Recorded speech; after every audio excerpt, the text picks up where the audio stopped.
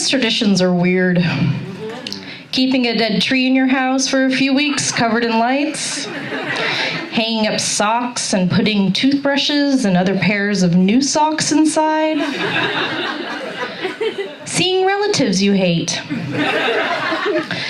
Some of these Christmas traditions spin into the bizarre, especially in my house. This one in particular started innocently enough about 5 or 6 baby Jesuses ago. At the time, I had been dating Chris for over a year when his aunt had invited us over for the annual Secret Santa brunch extravaganza at her historic home on Coronado Island. Wasp much? I was given specific instructions. Cover my tattoos and bring a sweet potato casserole. But one without marshmallows. Because marshmallows are trashy. The gift exchange involved a covert email. Chris and I were conveniently given each other. It took out all the secrecy, but avoided me embarrassing myself by not buying the perfect gift for people I didn't know. These were the family traditions I had seen in movies. The great gathering around the family's matriarch with offerings of pie and white wine. Nothing compared to what I grew up with. My mom came from Vietnam. Our Christmases were just a poor imitation. I relished in the preparation of it all. Would this be the year a rich white family would adopt little brown me? When I woke that Christmas morning, I felt an excitement I had long since forgotten. I made sure my dress was pretty, not too low cut. A matching cardigan covered my hooligan tattoos. I even bought pantyhose. I had prepared a perfect sweet potato casserole that was swimming in class and had never even heard of a marshmallow. My gift for Chris was thoughtful. A rugged, gray, nubby wool sweater was wrapped, waiting by the door. I was gonna nail this whole white Christmas thing. Arriving at the home, I was surrounded by a sea of aunts and uncles and cousins and nephews. I choked down a couple of slices of spiraled ham and creamy pearled onions, washing it down with some very fine Chardonnay. I had avoided such Christmas traditions for so long and wanted to appreciate this one. Not an easy task when surrounded by a different clan, but mashed potatoes and gravy always help situations like this. After we finished eating, we gathered around a large, tastefully decorated tree. This family did not skip a beat. This was a well-organized and methodical Christmas morning. They meant business. I proudly waited for Chris to open his gift. A traditional Irish fisherman's sweater. It was gray and wool and nubby and had a button placket at the collar. This was a goddamn sexy looking sweater. If this sweater was a man, I'd blow this sweater.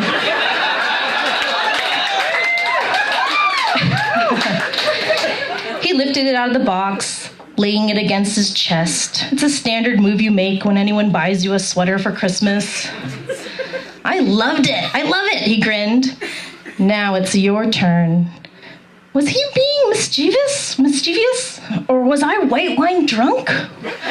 He grabbed a box from under the tree and placed it on my lap. It was heavy. I unwrapped the paper and opened the lid and pushed aside styrofoam packing peanuts. Whatever was in the box stared back at me and grinned. Buried underneath packing peanuts was a mounted taxidermy bobcat head.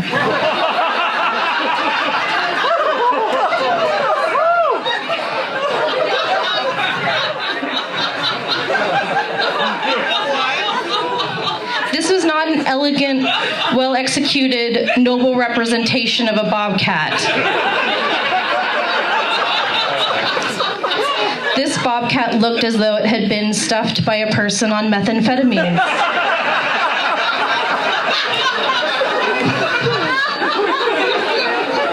It smirked.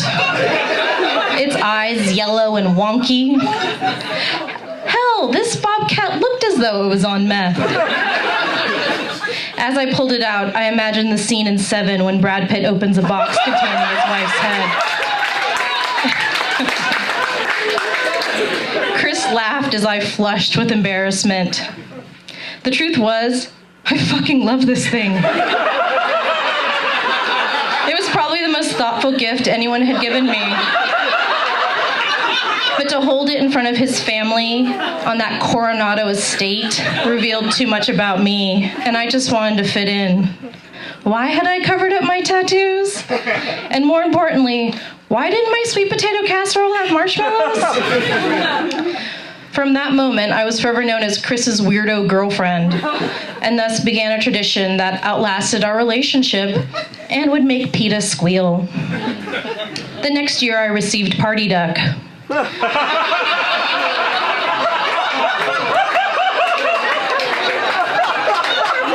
My best friend Ingrid gave it to me.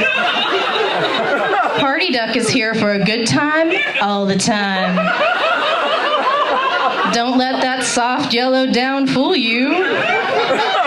Party Duck will steal your girl, your cigarettes, and leave you requiring a hefty dose of antibiotics. He sits under a bell jar on my mantle, duck under glass, if you will. The year after that, I received a mounted mouse head pendant. The gift giver a mystery as the box was sent without a card. I had to take to social media. Who gave me this mouse head? And I love it. Eventually, the gift giver revealed himself, a gentleman suitor. Mouse head equals romance in my books. The detail and care that went into preserving this little decapitation is impressive. The whiskers, the little veins in his ears. If this mouse were alive to see it, I'm most certain he would give the taxidermist a high five with his small paw. Last year, my daughter and fiance lovingly gave me this crocodile. I cackled maniacally for a good 3 days after this one. It's just so good. I like to call him Steve the dentist. Just look at those teeth and those natural red eyes. Is he talking on the phone? He looks like a guy that's yelling at his ex-wife about child support.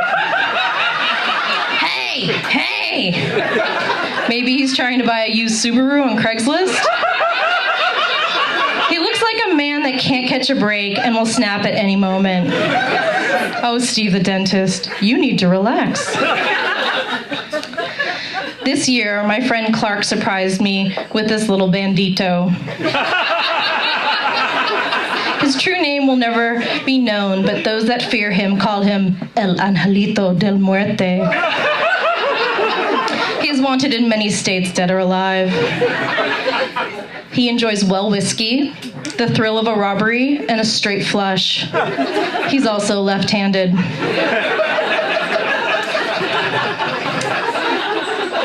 Now, every Christmas, I am astounded.